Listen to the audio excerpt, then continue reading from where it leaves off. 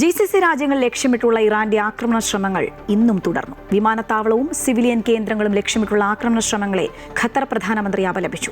കുടിവെള്ള സംഭരണികൾ പോലും ആക്രമിക്കാൻ ശ്രമിച്ചുവെന്നും ഖത്തരി ജനതയുടെ സ്വത്തുക്കൾ ആക്രമിച്ചുകൊണ്ട് എന്താണ് നേടാൻ പോകുന്നതെന്നും അദ്ദേഹം ചോദിച്ചു.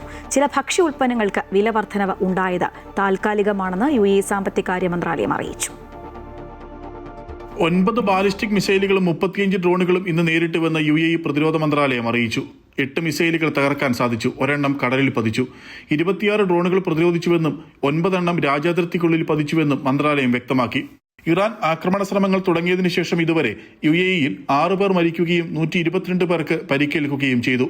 അബുദാബിയിലെ റുവൈസ് ഇൻഡസ്ട്രിയൽ കോംപ്ലക്സിൽ ഡ്രോൺ ആക്രമണ ശ്രമത്തെ തുടർന്ന് തീപിടുത്തമുണ്ടായി. സംഭവത്തിൽ ആർക്കും പരിക്കേറ്റിട്ടില്ല എന്ന് അബുദാബി മീഡിയ ഓഫീസ് അറിയിച്ചു.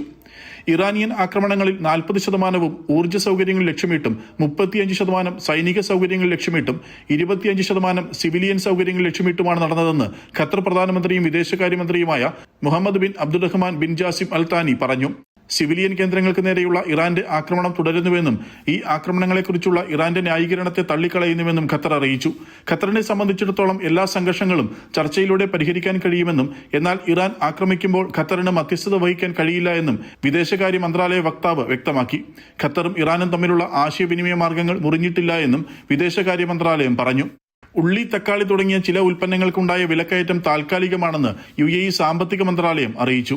രാജ്യത്തുടനീളം അവശ്യവസ്തുക്കൾ ആവശ്യത്തിന് ലഭ്യമാണെന്നും സാധനങ്ങളുടെ ലഭ്യതയെക്കുറിച്ചോ വിലയെക്കുറിച്ചോ ആശങ്കപ്പെടേണ്ട സാഹചര്യമില്ലെന്നും മന്ത്രാലയം വ്യക്തമാക്കി.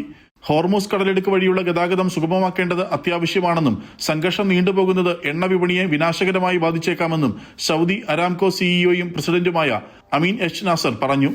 UAEയിൽ എല്ലാത്തരം ഡ്രോണുകളും ലൈറ്റ് സ്പോർട്സ് വിമാനങ്ങളും പ്രവർത്തിപ്പിക്കുന്നതിനുള്ള പൂർണ്ണ നിരോധനം തുടരുമെന്ന് ജനറൽ സിവിൽ ഏവിയേഷൻ അതോറിറ്റി അറിയിച്ചു. ഹെലികോപ്റ്റർ അപകടത്തിൽ മരിച്ച സൈനികർക്ക് ഔദ്യോഗിക ബഹുമതികളോടെ UAE വിട നൽകി.